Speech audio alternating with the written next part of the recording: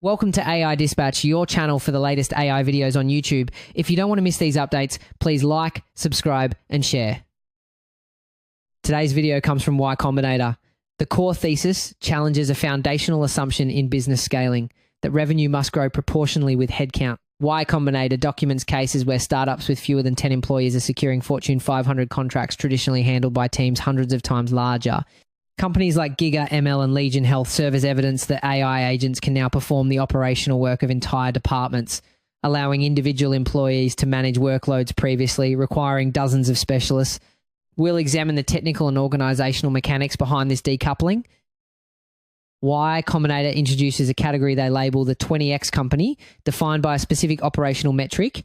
These startups generate revenue per employee at a rate 20 times higher than traditional competitors. The claim is that this is not a temporary arbitrage opportunity, but a structural shift in how businesses can be constructed. Giga ML provides the first concrete case study. The company operates with 4 to 5 engineers total. Their client is DoorDash, which processes between 500,000 and 1 million customer support interactions daily.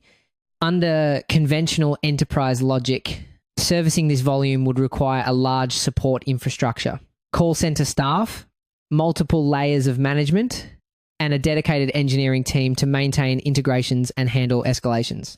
Y Combinator reveals that Giga ML handles this entire operation with a single full-time employee assigned to account management. The mechanism enabling this compression is an internal AI agent called Atlas. Atlas is described as having capabilities beyond standard chatbot functions. It can access web browsers, modify operational policies, and write code autonomously. The traditional bottleneck for human engineers is that they can only manage 4 to 5 concurrent problems because much of their time is consumed by repetitive integration work and boilerplate code. By offloading these repetitive tasks to Atlas, each engineer's effective capacity increases by a factor of 2 to 3. The operational model shifts from scaling humans to scaling software, treating customer volume as a computational problem rather than a staffing problem. Legion Health offers a parallel case in the healthcare sector. The company is an AI-native psychiatry network. Over a single year, their revenue grew by a factor of 4. In traditional healthcare operations, a 4-fold increase in patient volume would necessitate proportional increases in administrative staff to manage scheduling, insurance verification, and patient record management. Y Combinator notes that Legion Health achieved this growth without adding any net new employees. Their organizational structure consists of one person handling all billing operations, one person managing patient support, and one clinical lead. In a conventional healthcare company, each of these roles would represent an entire department with multiple subordinates and managers. The technical solution is a custom-built internal interface that aggregates patient history, scheduling data, and insurance coding into a unified view. This allows a single operator to perform tasks that would typically require a call center team. The department has been reduced to a software layer with the human functioning as a system supervisor rather than a direct service provider. The engineering domain shows a similar transformation in role definition. Y Combinator references a report from an engineer at Anthropic describing current development workflows. Developers at Anthropic are managing between 3 and 8 simultaneous instances of the AI model Claude. These instances are independently implementing features, debugging code, and researching technical solutions in parallel. The developer's role has shifted from direct code authorship to coordinating a distributed team of AI agents. This changes the fundamental relationship between engineering hours and output.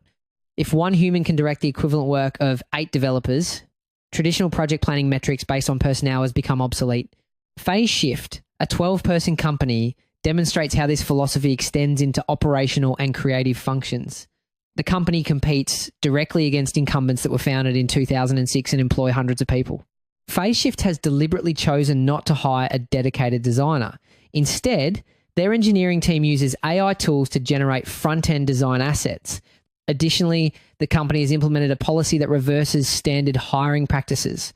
Rather than creating job descriptions and filling positions, they instruct existing employees to document repetitive manual tasks, then build custom AI agents to automate those specific workflows. The objective is to eliminate the necessity of the role entirely, rather than to staff it.